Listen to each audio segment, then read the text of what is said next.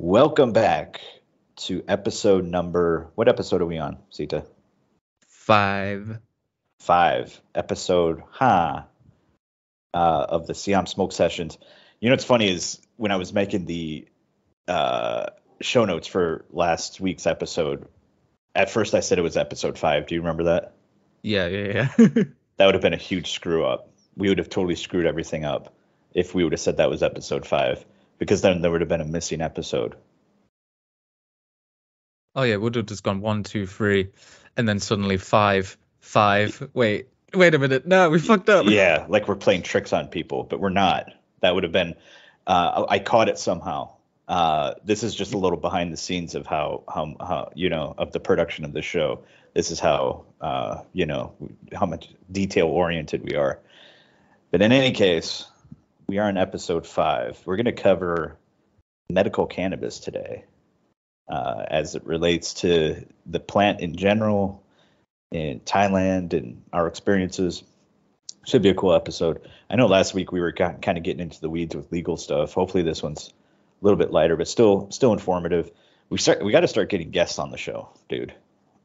Oh yeah, I mean, I have the ones lined up, and I know we've had a little talk about another person as well, who who you know more than me, but I'm definitely very intrigued to hear what he has to say. Yeah. So recently there was the Thai High convention. A partner of mine stopped by, said it was cool. I didn't get to go because I've got family in Thailand right now. And I was up in the mountains hiking. I did the Buddhist footprint trail up by Doi Pui in Chiang Mai. It was a almost 10 kilometers hike. It totally wrecked me. But I highly recommend it. Sita, unfortunately, was still in. Where are you at? Old Blighty still. Old Blighty still. In the cold. Oh. So let's jump right into it. I've got a little question for you. So in what year did Thai people get last names? So there was a year where before that, Thai people, 99%, unless they were like royal, did not have last names. God damn it. In what year did Thai people get? I'm pretty sure you've mentioned this in one of your articles I read as well, and I'm pissed off about it. Yeah, that's why. Yeah, so you've read it before. I know, because there's we've done the talk on certain true crime and historical topics, and as I was going through things about the city pillar, I found out that certain people with certain names would get sacrificed, but then certain poor people didn't actually have last names, so they started to actually give more people last names. I know that was one thing, but well, there was one year where everyone got to choose a last name. I remember it because there were loads of. This is where the whole why people have sacred last names comes from, because loads of people would choose the boon or the special date. Shit. Yeah, everyone got to choose their own, and they all had to be unique. So everyone got to choose a unique last name. So if people have the same last name in Thailand, they're likely related, at least in the past. Well, I'm not going to give how many years. God damn it! I could have had my last name be Ganja or something. You would have been the dude in the village in Nakhon Nowhere picking the last name Ganja. Oh, that's the Ganja family. Yeah.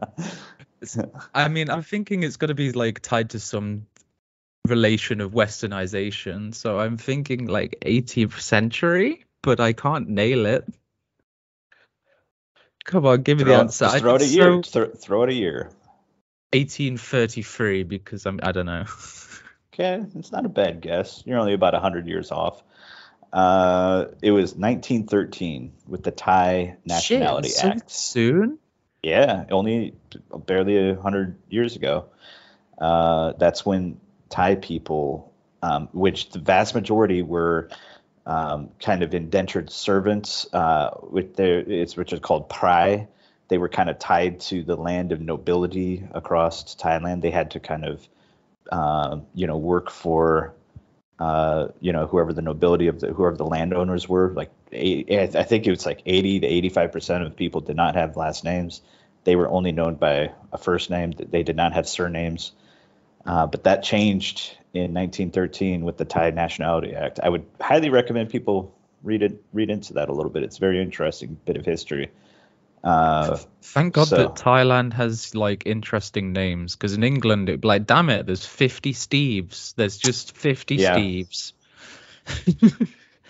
So yeah, thank God. Smiths or whatever. Yeah. Thank God for that. Yeah. So everyone got to choose their own last name as long as it was unique, and it all got registered. But yeah, I encourage the listeners to look into that little bit of history. So yet again, Siththa is stumped, which shows you what I know. But the thing is, you read on this one. I know you did.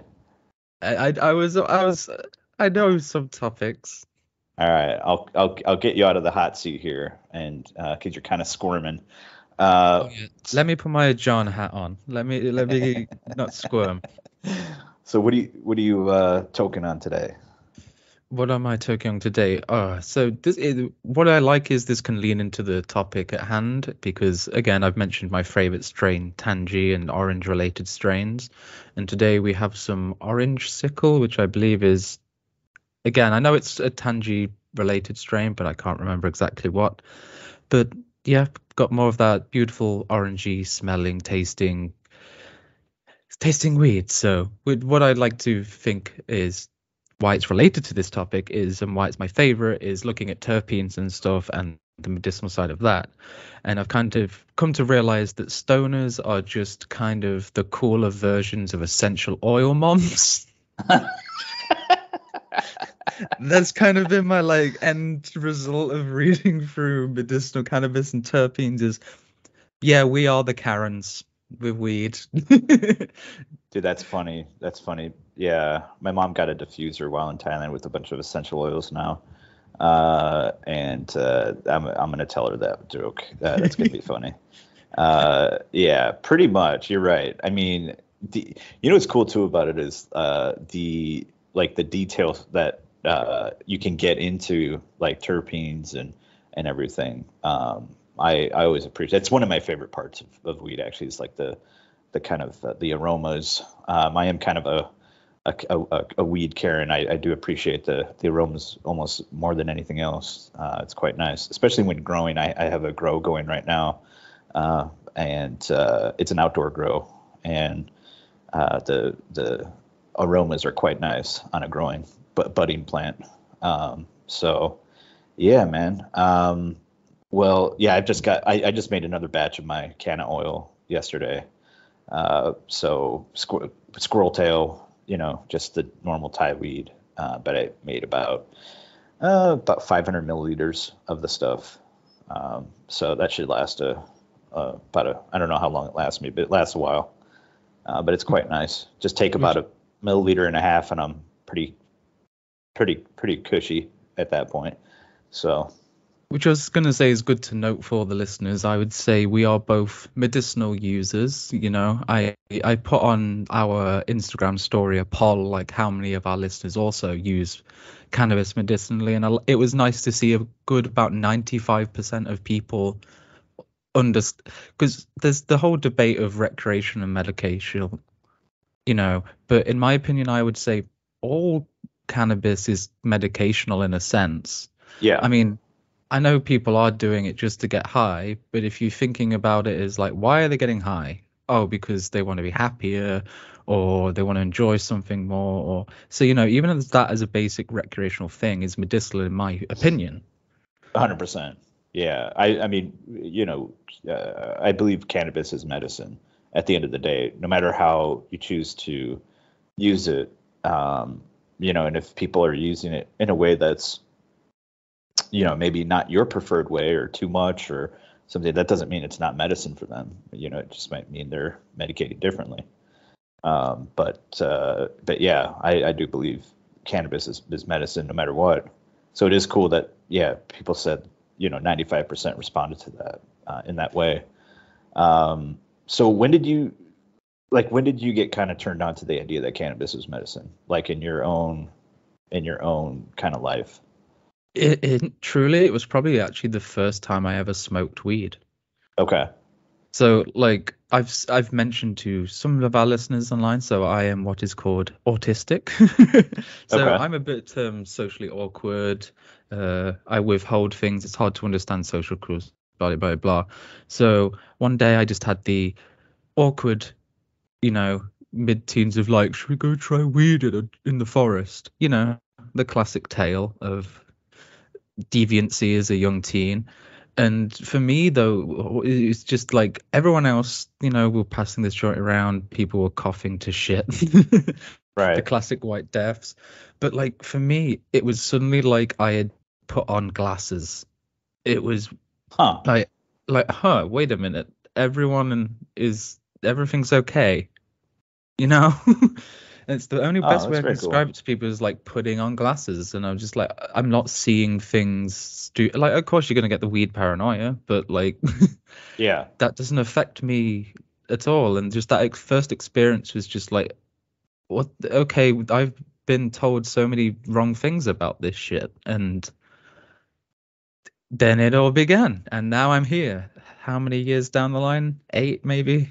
So Okay. yeah, 8 years down the line of realizing that a plant that was demonized, especially still is in this country at some points, that there is a medicine. And then, that was my first turning point, not only for like just me. I was just like, well, what else can this plant do? Yeah. And then you find out the classic story of Rick Simpson, and that's where like RSO oil comes from, and learning about people with eating disorders. And I went down the big Vice rabbit hole, back when Vice was big on the cannabis scene. They Back had a when Vice few was good. yeah, they had a good video well, not docu series, well, kind of. There was one episode about a young girl with eating disorders, and then they did the autistic children Okay. on cannabis oil, and it was quite interesting to see this take, especially because this came out probably 2 years after I'd started smoking weed ish, and I was just seeing it being clarified as well. Was just like, damn it, it's not just me. This plant is a medicine and is helping people all around the world. Right. Now, when did the UK, or I should say, I didn't say, because I have no idea on how the UK deals with this. Is there medical cannabis in the UK? So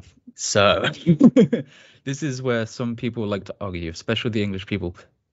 There is and there isn't. Okay. There is for very specific things, and then there is if you have a lot of money. I Okay. can't go in for like, I mean, I could try and go on script for my autism, my insomnia and stuff, but it's gonna cost me a shit ton of money, and it's gonna be pointless at the end of the day. But then on the other line, there are some people that are on a medical cannabis prescription that I know of who have Parkinson's and such like that, which is, I can't remember what organization is, but I know they're based in Israel. It's a big, big company, which I believe one of our minister's husbands also had relations with, which Okay. a good fact for people who want to laugh at governments about weed. Our prime minister in the past, Theresa May, her husband owns and still owns the biggest producer of cannabis in the UK. And the UK is one Ah, of the biggest exporters in the EU. So it kind of makes you wonder, we're restricted so fucking much, but these big boys are making a shit ton of money selling it to other countries. So interesting.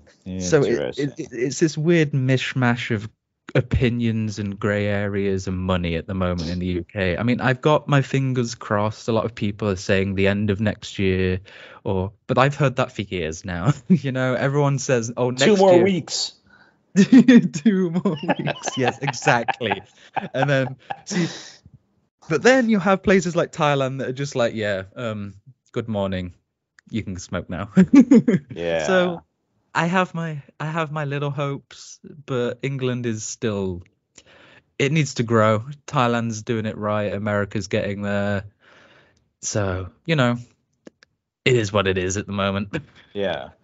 Well, yeah, I recall back in the early 2000s when California went medical, you could go down to like Venice Beach and there would be just like every, if people have been to Venice Beach, they know what I'm talking about. Like every little shop on the beachfront there was like a medical dispensary, and there would be like chicks in like, I don't know if they were in bikinis, but they were definitely scantily dressed in a provocative way to get you in, and like people, like there was guys waving cannabis leaf signs to get you in, and it was just a small fee. You would see like a general practitioner of some sort that would write you a script, and then you were good to go. You could buy right there. That was my first kind of taste of medical weed, because I had grown up in my teen years in California, and I did not have access, obviously, to medical until I became an adult. And I had moved out of California and then would go back to travel, and that was kind of like my first taste of medical, which was really cool. And then I moved up to Oregon in my early to mid 20s, and Oregon was pretty early on the like the medical game. It's a very, very weed friendly state.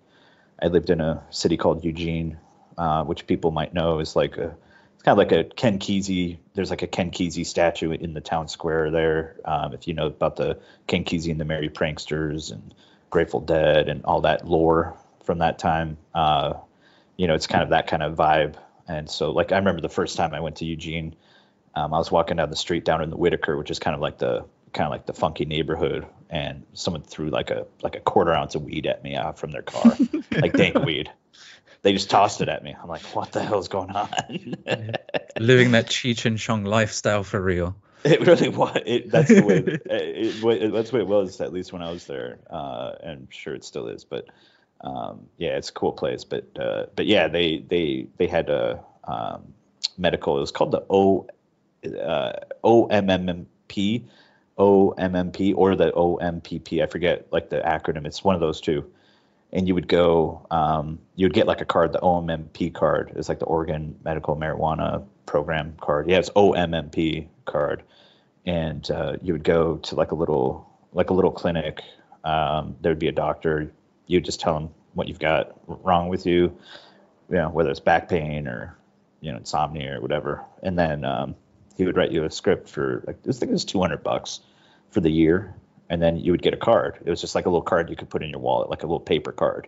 Like you just get issued I think on the spot, or like they sent it to you like a week later. But it was really efficient. Like you just go in, boom, get your card. And then you could go to the dispensaries, or carry weed or grow. I forgot all the stipulations, but the dispensaries were, you had to show your card, and they were a little expensive. But I had a guy who kind of sold like weed, like kind of outside the dispensaries, not like literally outside, but like, you'd meet them. And back then, I was able to get like $100 ounces, which for me, that was a really good price at the time. I think prices have gone down a little bit even for a lot of people, but that was nice, and it was all legal. That's why I'd pick up ounces, like, I don't know, once a month or so. I'm not. Thankfully, I think people will be glad to know that you don't have to microwave your balls like Randy in South Park. Because that was my first introduction to that shit. I was just like, I really hope this is a joke going too far and people haven't microwaved their balls, but Yeah, nah. Anything to get that weed. Yeah, and then after Oregon, and then like once like states like that like became medical, then it was quick to become just fully kind of recreational. And the greening of the U.S. Has been very rapid. Like even some states that you never thought would go that way are definitely going that way. So it's just a matter of time before the whole country is. But most states have gone medical / recreational at this point. So yeah, it's a good thing. And but yeah, like the first time, I would just say this, like, and we can kind of start talking about like some of the aspects of medical stuff. But I would say the first time I got like a medical card, it was a good feeling, because then it's like there's something about, like, I don't know, inside my mind at least, to have cannabis, you're able to like purchase and use it legally. That's like a nice It's a relief. It's a Yeah, relief. it's a relief. Yeah, and then it's because it's like you're not doing anything afoul. Even inside in your own head, it's like you're not doing anything afoul.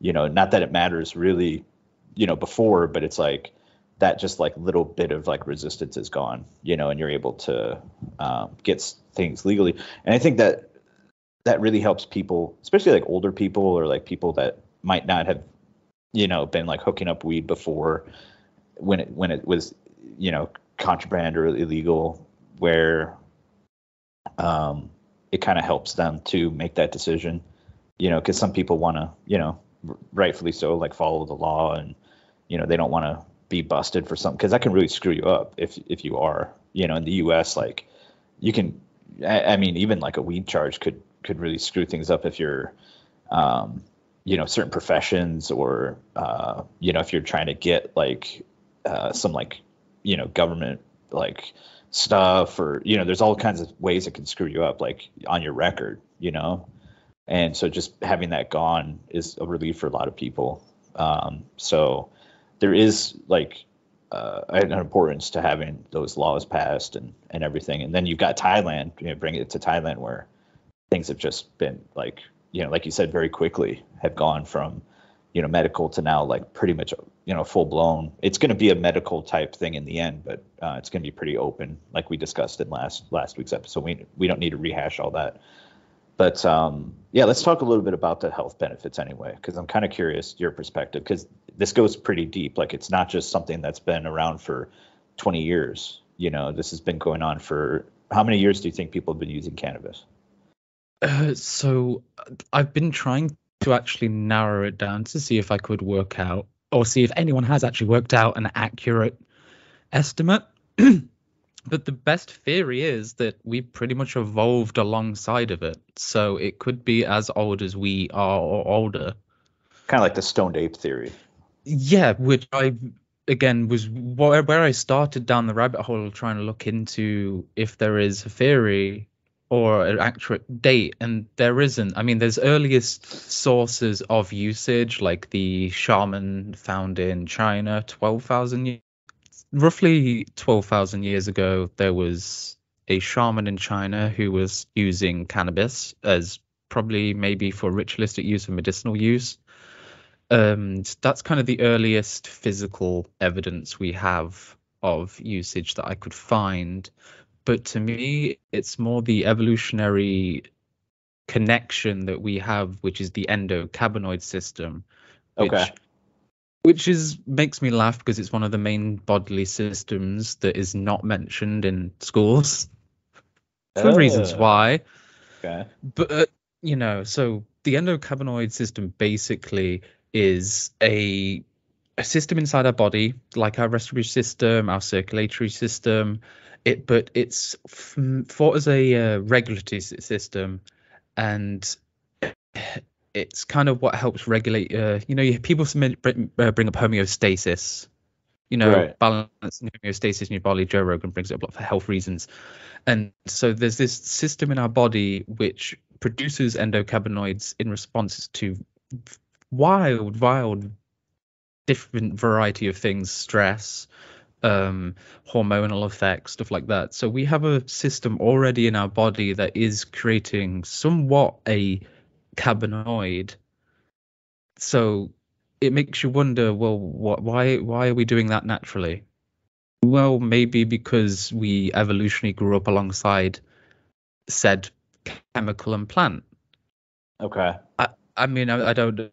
No one actually knows the 100% the theory, because that's why it's called the stoned ape theory. But it's cool. I mean, there is a scientific reason that relates us to this plant. So it's not just like people. What I see is like, I wouldn't say everyone should be smoking weed or doing weed and stuff, but do you know, if like we're like, okay, let's just stop breathing for a bit. Let's just stop one of these systems in our bodies. Even if we weren't smoking weed, what would happen if everyone's endocannabinoid system just stopped? I'd imagine that it wouldn't work. I'd imagine humans would just become zombies. Interesting. There's just so many just different aspects of this system in the body that implement so much medicinal and well-being varietal responses, that it's like, okay, so this is an important system in the body to help not regulate both our physical health but our mental health and many other different things. Sorry, I could rant on about it for the whole episode about the endocannabinoid system. It's just such an interesting thing because, again, no one's really taught about it yet. It's such a very active and important system within the body. So, how many like cannabinoids are there that they know of? So there's in cannabis itself, there's roughly 400 different chemical compounds, and Okay. around 100 of those are cannabinoids. So they are there's 100 different chemical things that are cannabinoids in cannabis that react with your cannabinoid receptors in your body. So like And your THC would be one. THC would be one. CBD. There's CBN. there's a wide variety of the different, like Delta 9, Delta 8, Right. just from THC. It's a massive spectrum. There's CBD, CB1. There's so many different chemicals in it, and now it's only being more explored, because before it was kind of like we knew what THC was. Then there was the CBD kind of craze, which I was happy for because that influenced England especially to be a bit more accepting of weed. Yeah. It's CBD. People think CBD isn't psychoactive, but it technically is, but not in a way that inebriates you in a way that the THC does. Right. Exactly. Yeah, it is. Yeah. Yeah. And that's the thing. Like, people who basically, use weed for the THC effects, I think also underestimate CBD in terms of like the entourage effect and like the like things that can also. Well, I don't know. What do you think about that? Like, do you think CBD limits a THC high, or do you think that it can there's like an entourage effect, or like what is the entourage effect? Like, what's that all about? The entourage effect. So, the entourage effect. Professor Siththa. Listen, it's hard to remember. My main problem is names. I hate names. I wish no one had names, which is funny that we brought up that question at the beginning. I hate remembering names. So, the entourage effect. There was a guy called, I don't know how to say his last name. Well, I do in my head, but I don't know how to pronounce it. So it's Raphael. Well, I'm sure people will message you and let you know. No, they're going to pester me. It's Raphael McCallum. Okay. Is what I think I heard it as on a video. So I'm going to go with McCallum, even though it might not be McCallum.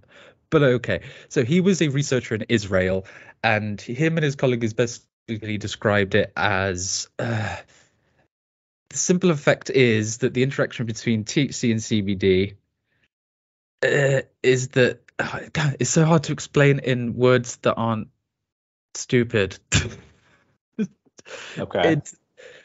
It describes how the cannabis isn't just brought on by one individual chemical. Okay. So CBD can kind of also help travel THC. And so, okay, a brilliant example is, so when you Americans, especially Americans, when you read your packaging on your cannabis and it says like 20-something% THC, and then it will say underneath like 30 to 40% total cannabinoids. Yeah. That's an important percentage, because those other chemicals are also the chemicals that relate to how it affects you in your body. So the THC is kind of like, I like to think of it as like the vehicle, and then all these other cannabinoids on top of it can make that experience go one way or another. Does that make sense? Okay, that makes sense. Yeah, because I'm just trying to layman terms this. Sorry, it's just no, it's okay. Yeah. So some people report that CBD inhibits their THC experience, like the inebriation aspect. Sometimes people say like if they take like a CBD say product that's more like an isolated CBD product like CBD oil or smoke like a CBD strain like a hemp strain of weed that they're if they smoke like a THC strain it will not be as potent. But then at the same time, most THC strains have some, even a small percentage of CBD and then these other cannabinoids.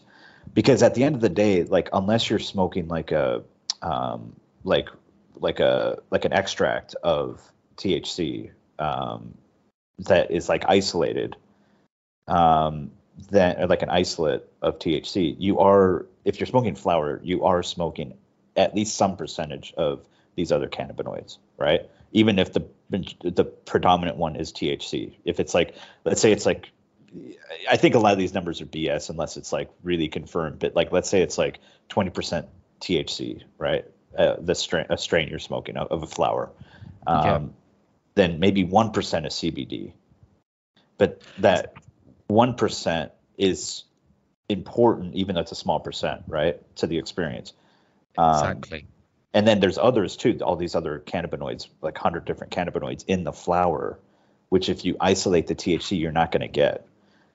Would you say that's a fair assessment? That is a fair assessment. Like that, this is why I love what American packaging is doing with the total cannabinoids, because before people were getting confused, it'd say like, I saw a packaging on something once, just say 41%. Now, if your weed was 41%, it would be solid as fuck. It would be a geode. You're going to be like having a hammer and chisel. Yes, exactly. You can't do that on that level. So what is happy to see is the total cannabinoid levels on packaging, so people can realize, okay, it's not just THC. There are these 100 that we know of different cannabinoids that could be in this plant. And again, one of them, CBD. And an important one, I would actually say, because again, I don't think it inhibits. Again, I've noticed I've smoked CBD flower, and again, it's not obviously got you the same as, you know, full THC weed or extract or anything. But there was one time actually that I had no full normal weed on me, and I smoked some CBD, and it kind of like almost tricked my brain to being back into being stoned. So I was wondering if that's the like trickery of these cannabinoids, is like, oh, so it's still a cannabinoid, even though it's not the active psychoactive compound THC, my receptors are still picking up on these cannabinoids. That's my experience, because like I sometimes will get CBD flower, and the experience is definitely noticeable. And it's like you can almost sense like it's weird. Like maybe I'm just kind of, just like spouting BS here, but you can almost feel like, your cannabinoid receptors being activated. And it does kind of, it's weird. Like, like it's not a THC high, but it's like verging on it. Like you can tell it's kind of like in the same realm. But then it's obviously not at the same time. I quite like it. I like CBD flower. I get it once in a while. And everything. You can get it in Thailand, obviously. I like my THC oil. And then, I have smoked, it's like my squirrel tail stuff, too, but once in a while, I'll get CBD flower, and it's not bad at all. But the idea, like with all of this, is like all of these compounds, no matter what one you're kind of preferring, do have medicinal benefits. Like some people really do benefit quite a bit from CBD, even though it might your average kind of like stoner, like it's not like their preferred thing because it's not getting you high per se. But there are people who benefit quite a bit for like anxiety issues with CBD or pain issues, etc. So, I think all of the cannabis plants should be respected. I'm like a cannabis plant respecter, like I don't hate on anyone's usage, like however they decide to use it, and because to me it's like a medicinal choice, and if someone's medicating with CBD, I think that's perfectly legit. Like I'm not gonna be like, oh, well, what are you doing, man? Like that doesn't get you high. Like why are you smoking that? I don't like that attitude. I don't either. And like what I love about the more medical research going into this plant is now that we don't, there's the stigma of, oh, you're going to smoke weed and get high, but we can now solidify these individual little compounds and create something from it for other people, and they're not going to get high. There's so many uses. Am I making sense? Yeah. Like it's a very broadly useful plant, and like if even like we've just narrowed down to be able to extract CBD, CBD oil is everywhere, it's massive in the UK. We might come down further along the line to work out which individual cannabinoids are affecting our bodies for each individual thing. So we could make isolated products, which I do know is actually somewhat happening for isolated problems, so there's the whole how cannabis helps with decreasing tumor sizes, and then there's there's me and you, we use it for, like, I use it because of autistic and social reasons. I don't 100% know why you use it medicinally. If you want to go off on that quickly, and then I'll get to my finished point. Yeah, it's definite. It for me. There's a few things. Like number one, I broke my back when I was 17. I had a L1 compression fracture. Ow. Yeah, so my L1 vertebrae. I was sledding in Wisconsin, and it's like not like the most like daring thing I've done in my life, but I went down this side of the hill that was like almost straight down, and anyway, I flew up and then I like slammed my back, and it like ended up in an L1 compression fracture. I couldn't walk for like a month. That whole month I read like the Lord of the Rings trilogy like twice in bed.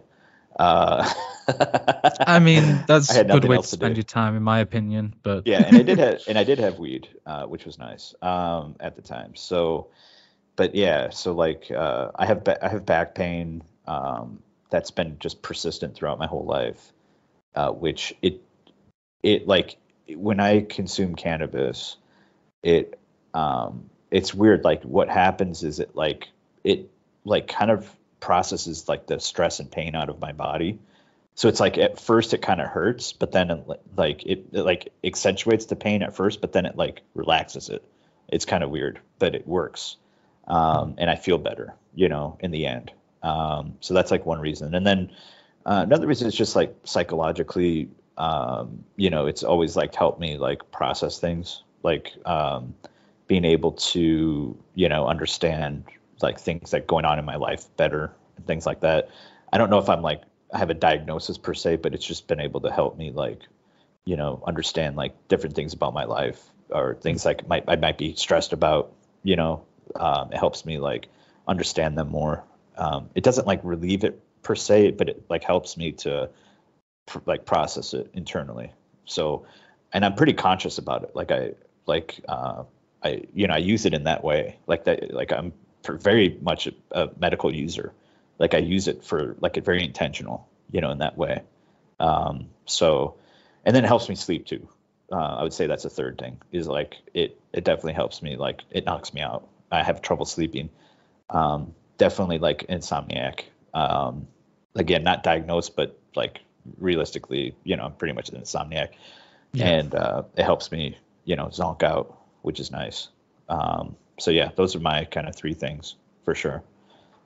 And so that helps again perfectly with my point. So say if we had a group of people that had a variety of these ailments and stuff, and not all of them are stoners, what if down the line we can narrow down a cannabinoid isolate that doesn't, provide fully the narcotic style high, but can alleviate those individual different problems.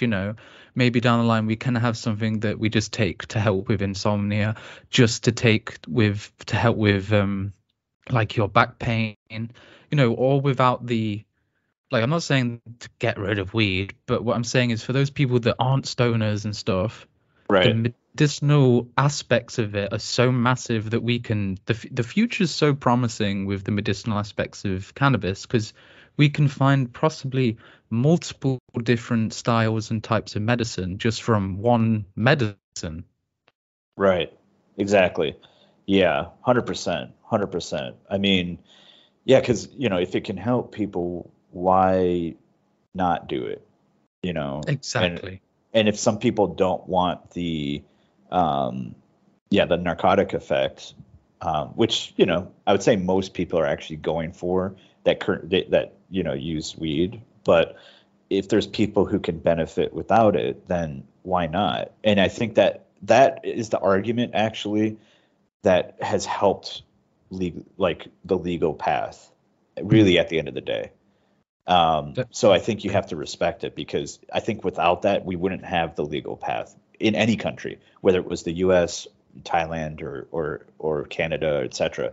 Because I think the way to a legal path is the medicinal way, because it gives it a broad-based support. And when you have like the medical community looking at it and being like, "Wow, this helps my patients," that is a huge kind of lobbying effect, in terms of like allowing people who are like established professionals to accept it as like a treatment, is a massive benefit, to the like legalization path, I think. And look at what happened in Thailand. It's exactly what happened in Thailand. It's exactly what happens in the U.S. states, which I'm more familiar with. It's always first medical and then just pretty much open recreational. I don't know if there's been a state that's gone from 0 to recreational. I think it's all there might be. It could be wrong, but for the most part, historically, it's always been like, the first step is medical legalization and then recreational. So if people are able to benefit for whatever way, you have to respect that. Which I guess leads me to my next question. Like, so historically, because like we were talking about like the history of medical usage, and this brings back to like we both have a shared interest in like ancient India culture, like Sanskrit culture, which basically, to like the listener, like the old Hindu type tradition. You go back thousands of years in India. You have like the Vedas, the Ayurveda. So was cannabis? From what I understand, cannabis was mentioned in these like ancient texts, right? Quite a few, like going down through different like source texts and realizing it's actually mentioned quite a bit. And if you see anyone visiting Thailand and has been to Bangkok airport, you've obviously seen the giant statue of Shiva spinning around on top of it's a turtle and the snake. No, it's a snake, isn't it? Yeah, so they're churning the milk out of the ocean, and this milk in the ocean happened to be poisonous, quote unquote, some kind of toxicity. And one of the reasons that people believe that Shiva smokes weed is because it alleviates this toxicity of the immortal elixir that they were pulling out. So even in Bangkok airport, you technically have a historical depiction of cannabis in a way. Right. Right. And Well, it goes. that's the churning of the ocean. If you want to look up the Vedic tale, the churning of the ocean is like the Mount Meru is like the center of the universe, and like the gods are. There's like a tug of war, and like the Mount Meru is like spinning, and the ocean of the basically it's like the elixir is being like produced, the elixir of immortality, the Amrita. Is being produced, and so like like whatever this is being referred to, then like in the past, like we can speculate, but there was like commentary on it throughout the years that this might be cannabis or other type of substances, possibly soma, like somamrita is would have been possibly like a mushroom. Not to get into the mushroom stuff too much, but I am a mushroom respecter, most definitely. I I know we so have a few fungi boys that listen. Don't worry. yeah, good. Yeah, I'm definitely a mushroom respecter. And the "why are you eating me" meme that we should share that. You should share that on the stories, but just I'll put that because on the stories for sure.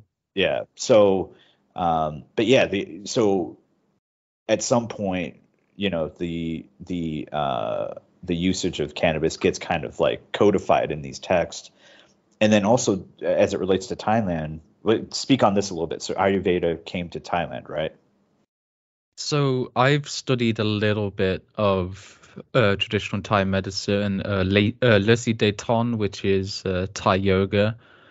And what you come to realize very, very obviously when you look into the history of this, it came with the Vedic sadhus, the Brahmin. That's pretty much where the Lursi culture comes from. So a lot of again, Thailand had its original upstanding medical traditions way, way back then, but it kind of then formed with the religious practice that came with it, as well as the spiritual side and the Buddhism. Thailand is when you look at Thai history, it's a bit of an Asian hot pot.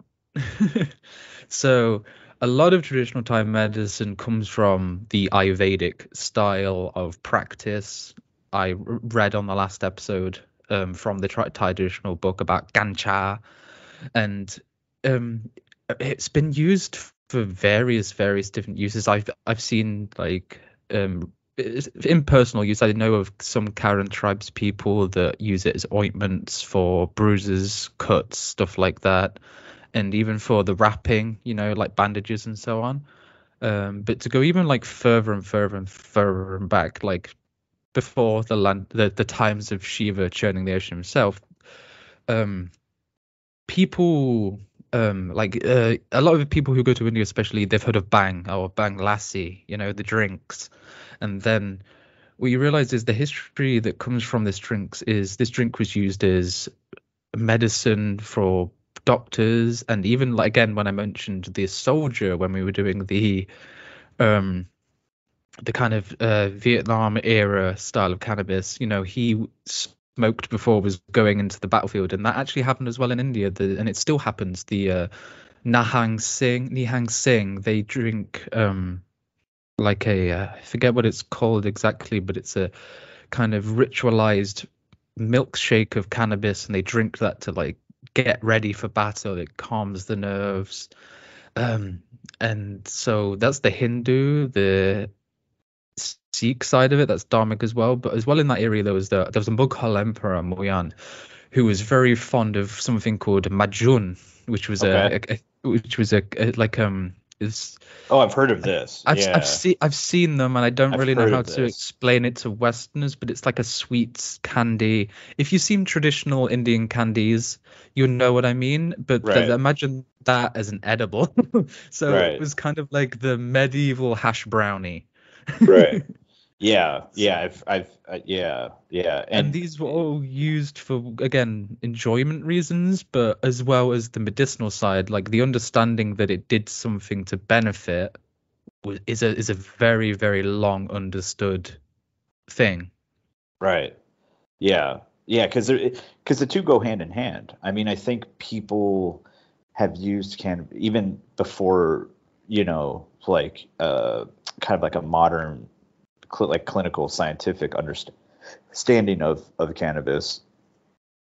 I think people kind of recognize that the positive effects were uh, health inducing. Induced like a positive feeling. They probably cured their ailments. Like, I mean, life was very rough in those times. You didn't have like modern comforts for most people. So I would imagine that using a substance like cannabis was in these various forms, whether it was a bang, lassi, or these sweets like you were referring to, the majun, or just cannabis flower.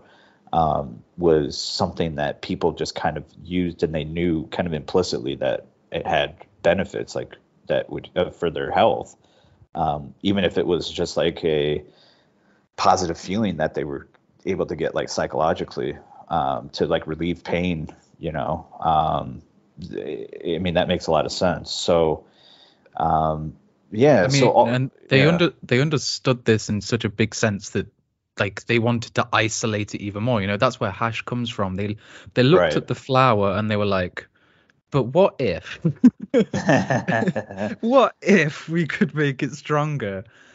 And they did. Like that's why like hash and temple balls, as some will call it, is so big in that area of the world, because they did a lot of research, I believe, because if you look through the Vedas and some of the Ayurvedic texts, that they understood this plant well, and they made a medicine, a very early medicine out of it, which was, the bang drinks, the extraction of it that way, and as well as the edible side, and it's the hash. It's just fascinating that there was a industrial revolution of cannabis in a way. Now we all take it a bit for granted. We can get hash, we smoke weed, but someone back in the day had to come up with the idea of, what if we just start collecting all this little pollen off of it and put it together? And so the history of it being medicinal, again, is as old as I believe humans are. Yeah, for sure. Yeah, man, it's definitely interesting stuff. I encourage, like, yeah, any of the listeners, like, if you have any like thoughts on all this, to send us an email, siamsmokesessions@gmail.com, or hit up Sita on the Instagram, the Siam Smoke Sessions Instagram. Which, by the way, if that one person's listening that was kind of a punk, who had some stuff to say, who had some shit to say, yeah. I'd like to talk to you too. Get on the mic here with us, because yeah, there's some people out there that are just kind of really off base sometimes, talking some crap, but they're cowards really at the end of the day. So to give context, there's one person who had some stuff to say to us that wasn't very nice, and then they kind of dipped out. They deleted their account or whatever. Yeah. How dare they tell me to stop doing such things and then disappear when I'm about to give a witty reply. Listen, if you're going to get... I'm going to say it in the nicest way possible. Like, I am welcome for criticism, but if you give criticism, don't run away. Like, even come on the podcast, we'll debate you live. Again, throwback to episode 1, fight me. Exactly. But no, otherwise we've had super positive response from everyone. But the love has been crazy. Like, I just want to give like a massive thank you to everyone, because it's been kind of baffling the amount of people reaching out and everything that's growing. It's brilliant for like me to feel like I'm giving a voice a little bit to everything that is growing. And again, when we have some of the guests on and stuff, shit's gonna get popping. I'm just like, thank you to everyone. It's like, I'm excited. Sorry, I'm riled up now just thinking about it. Yeah. So we do have a few guests that we have gotten lined up, but we just need to get times for. I've got another person who said yes to being on the show. So here soon we'll have some guests. It won't just be me and Sita. We wanted to do some of these episodes just to get them out, and get some of this like the first episodes out. But yeah, we want to get guests on. So if you're listening and you want to be a guest, definitely contact us. We want to have this be a community thing, and whatever you're doing, like whether you're hanging out in Thailand or you have a business you want to talk about, or whatever it is, whatever topic it is that you want to talk about, cannabis related, in Thailand, let us know. But no, this was a good episode, man. Yeah, we'll drop some links in the show notes about the medicinal side. Any final thoughts for this week, or any final thoughts? Just, I guess, want to say, like, just know that, like, each of these episodes we can ramble on for about 2 more hours on each of the topics. Yeah. But we're saving this stuff for when we have guests that are aligned with the topics.